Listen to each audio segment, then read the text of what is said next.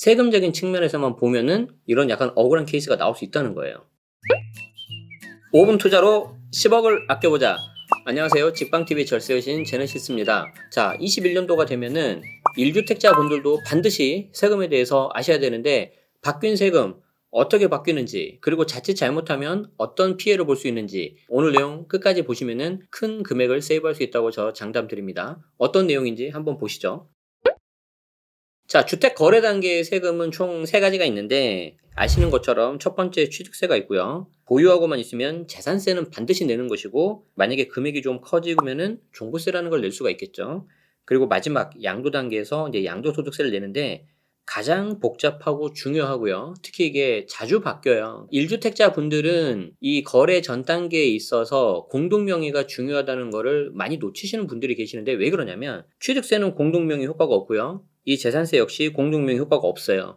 그렇기 때문에 공동명의 효과가 별로 없네 라고 생각을 하시는데, 그렇지 않습니다. 자, 집값이 요즘에 많이 오르고 있기 때문에 1주택자들이라도 종부세를 납세하는 케이스가 지금 늘어나고 있고, 여기에서 종부세, 양도세는 거의 99% 공동명의가 유리하기 때문인데, 아니 나는 1주택자라서 비과세인데 왜 양도세가 나온다는 거야? 그러신 분들 계시죠? 그렇지 않습니다. 자, 제가 준비한 사례를 말씀드릴 건데, 크게 2가지 케이스가 나오고요.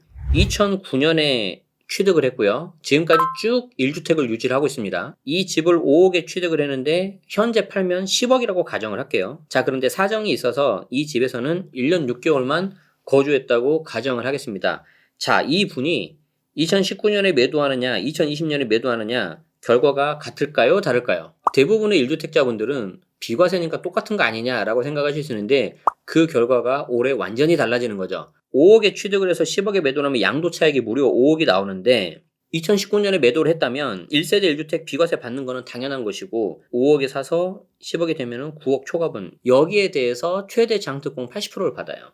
원래는 비과세인데 9억 넘는 이 부분에 대해서 세금을 내라는 거거든요. 그런데 비과세 형평성을 맞추기 위해서 최대 80% 장특공을 해주기 때문에 여기에 대한 세금이 매우 많이 줄어서 거의 비과세하고 동일해지는 효과가 나타나요. 자, 그런데 이분이 2019년이 아니라 2020년에 매도하면 어떻게 될까요? 일단 이분은 1세대 1주택 비과세라고 가정을 한다면은 똑같은 케이스에 2020년에 팔아도 비과세는 가능해요. 문제가 뭐냐면 1년 6개월밖에 거주를 안 한 거예요. 자, 그러면 다시 5억에서 10억. 그런데 실거래가 9억 넘는 이 부분 있죠? 이 부분에 대해서 80% 장특공을 못 받는 거죠. 80% 장특공을 못 받고 2년 거주를 안 했기 때문에, 그러면은 몇 퍼센트 장특공을 받느냐? 1년에 2%. 자, 그런데 2009년에 사고 2020년에 파니까 곱하기 11년. 그래서 22%의 장특공밖에 못 받는 거죠. 2019년은 장특공이 무려 80%인데 2020년 넘어가면 80에서 22로 완전히 반의 반토막이 나는 거죠. 아니, 그런데 2009년은 거주 요건이 없지 않았느냐? 비과세에 있어서는 거주 요건이 없죠. 자, 그런데 9억 초과 장특공, 이때는 거주 요건이 생겨버린 거예요. 최근에 법이 바뀌면서 양도일을 기준으로, 즉 이 말은 언제 사는지 상관없이 양도일이 2020년이다. 그러면은 반드시 거주를 하라는 거죠. 자, 여러분이 사례의 A씨라고 가정을 해봅시다. 80% 받을 수 있는 장특공이 22%로 줄어든다면은, 그러면 내가 1년 6개월 거주했으면 6개월만 더 채우면은 2년 거주가 되니까 내가 들어가서 살겠다 할 수 있죠. 비록 계약갱신 청구권이라 하더라도 실거주하면은 내가 들어갈 수 있으니까, 계약기간이 끝나면. 자, 그런데 이게 또 쉽지 않습니다. 왜냐하면 21년도 되면 또 바뀌니까. 자, 21년도에 매도하면 어떻게 될까요? 즉 2년 거주를 채웠다고 하면 비과세는 될까요? 안 될까요?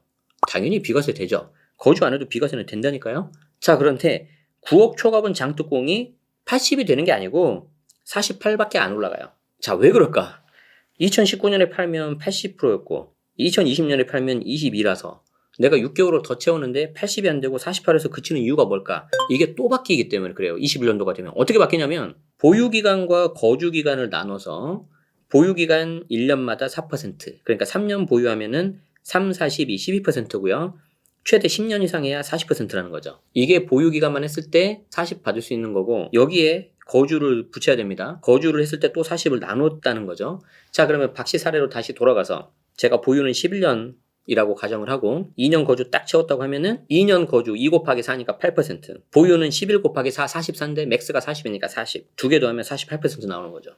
사례의 A씨 같은 경우에는 만약에 어차피 이 집을 팔 거였다. 그러면 언제 파는 게 가장 좋았을까요? 2019년에 파는 게 가장 좋았다는 거죠. 세금적인 측면에서만 보면은 이런 약간 억울한 케이스가 나올 수 있다는 거예요. 법이 바뀌기 때문에 이런 선의의 피해자가 분명히 나올 수 있다고 저는 생각을 하는데 아직 안 끝났습니다. 하나 더 보여드릴게요.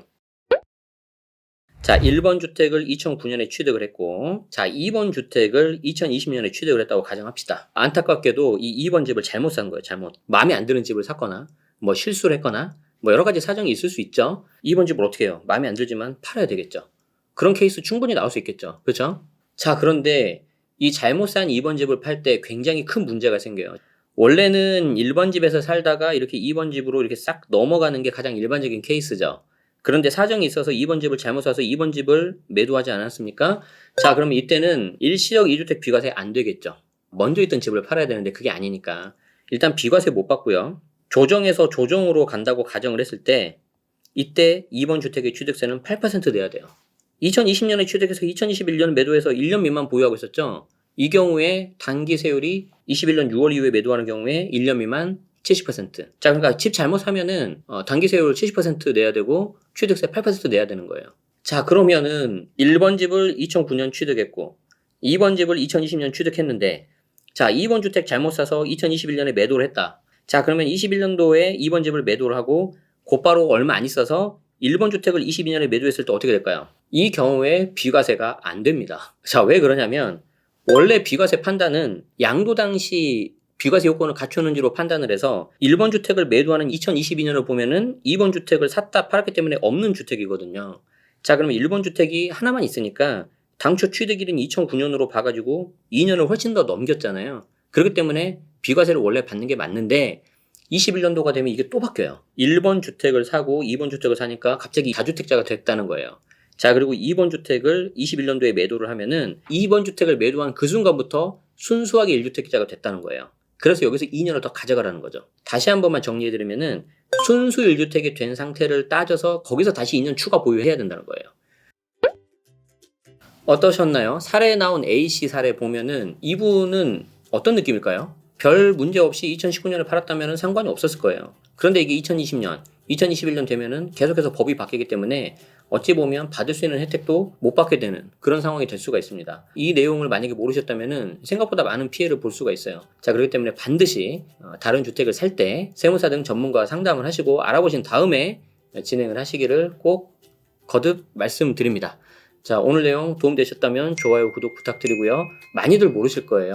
위에 보면 공유 버튼이 있으니까 자, 공유도 한번 부탁드리면 고맙겠습니다. 자, 긴 영상 시청해주셔서 감사드리고요. 저는 다음에 또 도움되는 정보로 여러분들 찾아뵙겠습니다. 지금까지 직방TV 절세여신 제너시스였습니다. 고맙습니다.